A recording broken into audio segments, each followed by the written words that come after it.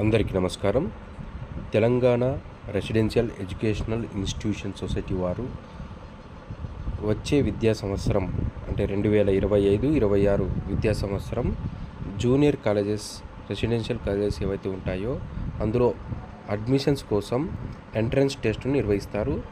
అదే TGRJC set 2025. ఇది ప్రస్తుతం 10వ తరగతి చదువుతున్న విద్యార్థులు మాత్రమే అప్లై చేసుకోవడానికి అర్హత ఉంటుంది. ఆల్రెడీ పోయిన సంవత్సరం 10వ తరగతి చదివిన వాళ్ళు ఎవరు కూడా అప్లై చేసుకోవడానికి అర్హత లేదు. మరి మొత్తం స్టేట్ మొత్తంలో ఎన్ని కాలేజెస్ ఉంటాయంటే టోటల్ 35 కాలేజెస్ ఉన్నాయి. వీళ్ళవి ఈ సొసైటీ ఆధ్వర్యంలో ఉన్నటువంటివి. బాయ్స్కి వచ్చేసి 15 కాలేజెస్, గర్ల్స్కి వచ్చేసి 20 colleges. So general boys and general girls అని. ఇక ఇందులో ఏమేమి ఉంటున్నాయంటే ఇక్కడ చూద్దాం. ఆ లిస్టును చూడండి. మీకు కాలేజెస్ లిస్టు ఆ 35 కాలేజెస్లో ఎన్నెన్ని సీట్స్ అవైలబుల్ అని అంటే అది ఇక్కడ లిస్ట్ వైజ్గా ఇచ్చాడు. మీరు దీన్ని పీడిఎఫ్ని డౌన్లోడ్ చేసుకోవచ్చు. అది కూడా నేను ఇక్కడ వీడియోలో డిస్క్రిప్షన్లో అండ్ కామెంట్ సెక్షన్లో కూడా లింక్ ప్రొవైడ్ చేస్తాను. ఆ లింక్ నుంచి ఈ పీడిఎఫ్ డౌన్లోడ్ చేసుకుని మీరు క్లియర్గా డిస్కస్ చేసుకోవచ్చు.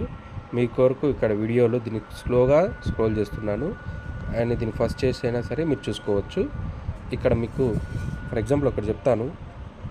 ఇక్కడ TGRJC అని ఉంది కదా, బాయ్స్కి సర్వే అనే ప్లేస్లో ఉంది. నెక్స్ట్ గర్ల్స్కి అయితే హసన్పర్తి, డిస్టిక్ వచ్చేసి యాదాద్రి భువనగిరిలో ఉంది రెసిడెన్షియల్ కాలేజ్. నెక్స్ట్ ఇక్కడ గర్ల్స్కి వచ్చేసి హన్మకొండలో ఉంది. మొత్తం మళ్ళీ ఎవరు అడ్మిషన్స్ పొందవచ్చు అంటే 33 డిస్టిక్స్ తెలంగాణలో ఉన్నాయి కదా, ఆ స్టూడెంట్స్ మొత్తం ఎవరైనా సరే. ఇక్కడ మీడియం వచ్చేసి అన్నీ కూడా ఇంగ్లీష్ మీడియంస్లోనే ఉన్నాయి కాబట్టి ఇంటర్ గ్రూప్స్ వచ్చేసి MPC, BIPC, MEC total 178 seats ఉన్నాయి. అంటే ఇక్కడ MPCలో 88 సీట్స్ ఉన్నాయి, BIPCలో 60 సీట్స్. MEC అంటే మీకు తెలుసు, MPC అంటే మ్యాథమెటిక్స్, ఫిజిక్స్, కెమిస్ట్రీ. BPC అంటే బయోసైన్స్, ఫిజిక్స్, కెమిస్ట్రీ ఉంటుంది. MEC అంటే మ్యాథ్స్, ఎకనామిక్స్, సివిక్, కామర్స్ ఉంటుంది. ఇక్కడ మీకు ముందు వస్తాయి అవి ఫుల్ ఫామ్స్. క్లియర్గా మీకు అర్థం కాకపోయినా ముందు చెప్తాను మళ్ళీ. ఇలా మొత్తం ఒక కాలేజ్లో ఎన్నెన్ని సీట్స్ ఉన్నాయి. ప్రతి కాలేజ్లో 170 సీట్సే ఉండవు, కొన్నిటిలో ఆ గ్రూపు ఉండకపోవచ్చు. ఫర్ ఎగ్జాంపుల్ ఇక్కడ చూస్తే మనకు 40 MPC, BPCలో మాత్రమే ఉన్నాయి. ఇంతకుముందు ఈ గ్రూప్ను BPC గ్రూప్ను BIPC గ్రూప్ అనేవాళ్ళు, ఇప్పుడు లేటెస్ట్గా దాన్ని BPC అంటున్నారు. చూడండి, ఏం కన్ఫ్యూజ్ కావద్దు. ఇక్కడ మీకు లిస్ట్ వైజ్గా ఎన్నెన్ని సీట్స్ అవైలబిలిటీ ఉన్నాయని చెప్పేసి ఉంటుంది. మీరు అప్లై చేసేటప్పుడు ఈ లిస్టు దగ్గరగా ఉంటే మనం ఇచ్చే ప్రిఫరెన్స్ అనేది చాయిసెస్ అక్కడ ఏమైనా ఇచ్చేది ఉంటే ఈ సీట్స్ ప్రకారము మనకు దగ్గరలో ఉన్న ప్లేసెస్ ప్రకారము మంచి కాలేజెస్ ప్రకారం ఇచ్చేసుకుంటూ వెళ్ళాలి. ఇంకా reservation under rules of reservation ప్రకారమే మనకు ఇక్కడ సీట్లు అనేది ఫిలప్ చేయడం జరుగుతుంది. ఇక్కడ క్లియర్గా బోర్డు లెటర్స్లో మెన్షన్ చేశారు చూడండి. ఈ బ్లైండ్, డెఫ్ అండ్ డంబ్ క్యాండిడేట్స్కు నో ఫ్యాకల్టీ అంటే ఇక్కడ ప్రజెంట్గా అయితే నో ఫ్యాకల్టీ అని చెప్తున్నారు టీచింగ్ చేయడానికి. ఇంకా EWS దాంట్లో ఆ సీట్స్ వచ్చేసి 10% ఎక్స్ట్రా అయితే ఉన్నాయని చెప్తున్నారు.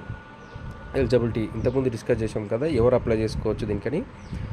Must be a resident of India, కంపల్సరీగా భారతదేశం చెందిన వ్యక్తి ఉండాలి. ప్రీవియస్ క్లాసెస్ అన్నీ తెలంగాణలో చదివిన వాళ్ళు మాత్రమే అప్లై చేసుకోవచ్చు అంటున్నాడు. ఇంకా must have passed 10th class, 10వ తరగతి తప్పనిసరిగా పాస్ అయి ఉండాలి.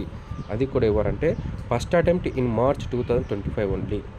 ఈ ఎంట్రన్స్ టెస్ట్కు ఇప్పుడు ప్రజెంట్గా 10th క్లాస్ ఫస్ట్ అటెంప్ట్లో రాసే వాళ్ళు మాత్రమే, ఇంతకుముందు రాసి సప్లిమెంటరీలో ఇప్పుడు రాస్తున్న వాళ్ళు అర్హులు కాదు.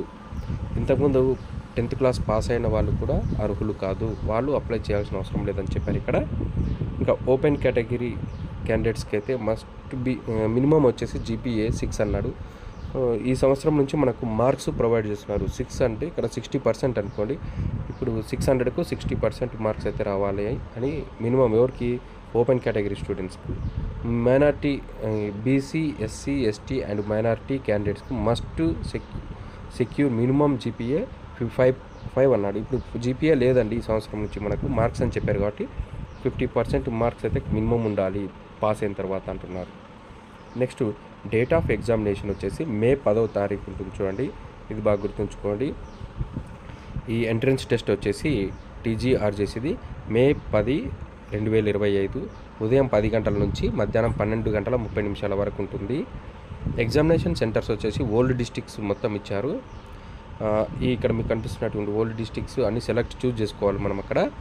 మీరు త్వరగా అప్లై చేసుకోండి. నా సలహా ఏమంటే లేట్గా అప్లై చేస్తున్నాం, చివరి రోజు వరకు చూసామంటే సెంటర్స్ ఫిలప్ అయి మనకు ఎక్కడో లాంగ్గా సెంటర్స్ రావడం అనేది జరుగుతుంది.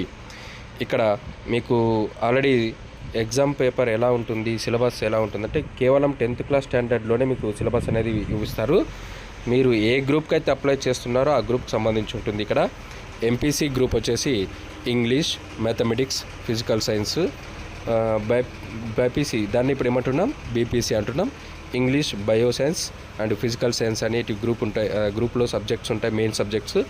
ఎంఈసీ అంటే అందులో మ్యాథ్స్ కూడా ఉంటుంది. మ్యాథ్స్ అంటే ఇవి ఎందుకొరకు ఇంటర్లో వచ్చే సబ్జెక్ట్స్ కాకుండా మనకి ఎంట్రన్స్కి సంబంధించినటువంటి టాపిక్స్ అనమాట. ఇవి ఇంగ్లీషు, సోషల్ స్టడీస్, మ్యాథమెటిక్స్ అనమాట. ఇవి మీరు అక్కడ తీసుకున్న దాన్ని బట్టి ఎంఈసీలో మ్యాథ్స్, ఎకనామిక్స్, కామర్స్ ఉంటుంది. డ్యూరేషన్ వచ్చేసరికి ఎంట్రన్స్ టెస్ట్కు 2.5 hours ఉంటుంది ప్రతి గ్రూప్కి. మ్యాక్సిమం మార్క్స్ వచ్చేసి 150. ఇక్కడ చెప్పాడు మీకు ఇక్కడ సబ్జెక్ట్స్ ఇస్తారని చెప్పారు కదా ఎంట్రన్స్ టెస్ట్లో. English subject, mathematics, physical science అని ప్రతి సబ్జెక్టుకు 50 మార్కుల క్వశ్చన్ 50 మార్క్స్ అయితే ఉంటాయంటున్నారు. సో ఆ ఎంట్రన్స్ టెస్ట్ వచ్చేసి మనకు 2.5 గంటల సమయం అయితే ఉంటుంది. సో ఇక్కడ TGRJC అని బ్లూ కలర్లో హైలైట్ చేశారు చూడండి. ఈ సైట్లోనే మీరు ఆన్లైన్లో అప్లై చేసుకోవచ్చు అని చెప్పారు. సో ఎలా అప్లై చేసుకోవాలంటే మనం ఫస్ట్గా ఫీ పేమెంట్ అనేది చేసుకోవాలి. మరి ఈ అప్లికేషన్స్ ఎప్పటి నుంచి స్టార్ట్ అయ్యాయి అంటే ఈ మార్చి 24వ తేదీ నుంచి, అంటే ఒక 2 days బ్యాక్ స్టార్ట్ చేయడం జరిగింది. చివరి డేట్ ఎప్పటి వరకు ఉంటుంది అంటే ఏప్రిల్ 23వ తేదీ వరకు మీరు అప్లై చేసుకోవచ్చు. ప్రతి ఒక్కరికి కూడా 200 రూపీస్ పేమెంట్ అనేది ఉంటుంది. దీనిపైన మీరు ఇంకా ఆన్లైన్లో అక్కడ అప్లై చేసే వాళ్ళకు ఎక్స్ట్రా పేమెంట్ అడుగుతుంటారు. అప్లై చేసినందుకు అది ఎక్స్ట్రా ఇవ్వాల్సి ఉంటుంది. గవర్నమెంట్కి మనం పే చేసేది మాత్రం 200 రూపీస్ ఉంటుంది. ఎవరికైనా సరే అంటే అది ఇంకా steps to followed in submission of the application through the online అంటున్నాడు. ఇది బ్రీఫ్గా చెప్తాను చూడండి ఎలా ఉంటుంది అనేది. ఫస్ట్ మనం పేమెంట్ చేయాలి. పేమెంట్ చేసిన తర్వాత రెఫరెన్స్ నెంబర్ వస్తుంది. ఆ రెఫరెన్స్ నెంబర్తో మనము జనరల్ నెంబర్ అనేది వస్తుంది. దాని నుంచి మనము అప్లికేషన్ అనేది ఫిల్ చేయాలి. మరి పేమెంట్ చేసేటప్పుడు ఏమేమి మన దగ్గర అందుబాటులో ఉంచుకోవాలంటే name of the candidate, date of birth and mobile number, ఈ 3 సబ్మిట్ చేసి మిగతా కొన్ని ప్రైమరీ డీటెయిల్స్ అడుగుతుంది అవన్నీ ఎంట్రీ చేయాలి. ఎస్ ఆర్ నో అని ఉంటాయి. అవన్నీ ఎంట్రీ చేసిన తర్వాత మీకు ఒక జర్నల్ నెంబర్ వచ్చేస్తుంది. ఆ జర్నల్ నెంబర్ను కంపల్సరీగా గుర్తుంచుకోవాలి. మెసేజ్ కూడా రావచ్చు. ఎందుకన్నా మంచిది మీరు సిస్టంలో అప్లై చేస్తున్నట్టే దాన్ని ఒక స్క్రీన్షాట్ తీసి పెట్టుకోండి. మెసేజ్ రాకపోయినా మనకు ఈజీగా ఉంటుంది. మరి ఆ జర్నల్ నెంబర్ వచ్చిన తర్వాత ఆన్లైన్ అప్లికేషన్ అనేది మనం సబ్మిట్ చేయాల్సి ఉంటుంది. ఆన్లైన్ అప్లికేషన్ క్లిక్ చేసి సబ్మిట్ చేయాలి. అందులో ఇక్కడ మెన్షన్ చేశారు చూడండి, ఇన్ఫర్మేషన్ బులెటిన్ అంటే ఇప్పుడు నేను చెప్తున్నది క్లియర్గా మీరు చదివి అప్లై చేయండి అని చెప్తున్నారు. అప్లై చేసేటప్పుడు ఒక పాస్పోర్ట్ సైజ్ ఫోటో అనేది రెడీగా ఉంచుకోవాలి. సైజు 3.5 సెంటీమీటర్స్ విడ్త్, హైట్ వచ్చేసి 4.5 సెంటీమీటర్స్ హైట్ ఉండాలి. సాధారణంగా పాస్పోర్ట్ సైజ్ ఫొటోస్ అన్ని ఈ సైజులోనే ఉంటున్నాయి కాబట్టి నెక్స్ట్ సిగ్నేచర్ కూడా అందుబాటులో ఉంచుకుంటే మంచిది. ఇక్కడైతే ఇవ్వలేదు కానీ ఆన్లైన్లో మనం సైట్ ఓపెన్ చేసిన తర్వాత తెలుస్తాయి. ఇంకా మీరు ఇక్కడ జాగ్రత్తగా గుర్తుంచుకోండి. అప్లై చేసేటప్పుడు మీరు ఎంపీసీ, బీపీసీ, ఎంఈసీ ఆ గ్రూప్ చూజ్ చేసుకుంటారు కదా ఇంటర్లో అడ్మిషన్ కావాలని, అది జాగ్రత్తగా చూజ్ చేసుకోండి. ఒకసారి చూజ్ చేసుకున్న తర్వాత సబ్మిట్ అయిపోయిన తర్వాత అప్లికేషన్ మళ్ళీ ఎడిట్ అనేది ఉండదు. ఇక్కడ కింద కూడా ప్రొవైడ్ చేశారు చూడండి, candidates is solely held responsible అన్నాడు. మీరు ఏమైనా తప్పు ఇన్ఫర్మేషన్ ఇస్తే మీరే బాధ్యులు అని. దాన్ని ఎడిట్ చేయడానికి కూడా మనకు అవకాశం లేదు. ఓకే, డూప్లికేట్ హాల్ టికెట్స్ కూడా మళ్ళీ మీకు రావు. ఒకవేళ మీరు తప్పు ఇన్ఫర్మేషన్ ఇచ్చేసి అర్హత లేని వాళ్ళు కూడా అప్లై చేసుకుంటే అది కంపల్సరీగా రిజెక్ట్ చేస్తారా అంటున్నాడు. సో అప్లై చేసేటప్పుడు మీరు అన్ని జాగ్రత్తగా చేయండి.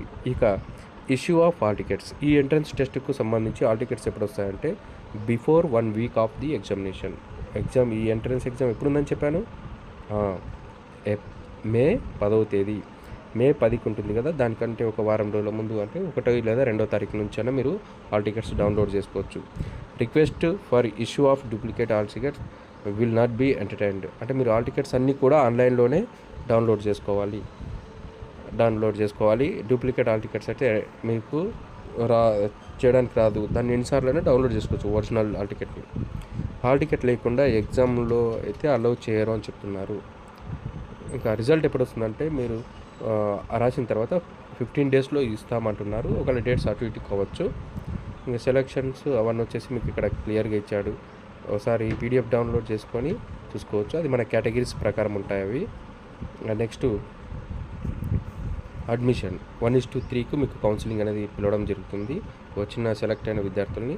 అందులో మీరు తప్పు ఇన్ఫర్మేషన్ ఇస్తే కనుక మీ సీట్ను రిజెక్ట్ చేసే అధికారం కూడా వాళ్ళకు ఉంటుంది. కాబట్టి అప్లై చేసేటప్పుడు చాలా కేర్ఫుల్గా ఉండండి. ఇంకా కౌన్సిలింగ్ డేట్ ఎప్పుడు ఉంటుంది? ఫస్ట్ అడ్మిషన్ కౌన్సిలింగ్ డేట్ అంటే 4th week of May 2025 approximate చెప్పారు. ఈ డేట్స్ టెంటేటివ్ డేట్స్ అనమాట. మేబీ అటు ఇటు చేంజ్ కావచ్చు అని అంటున్నారు. స్పెషల్ ఫీజ్ అనేది ఏమి కలెక్ట్ చేసుకోమని చెప్తున్నారు.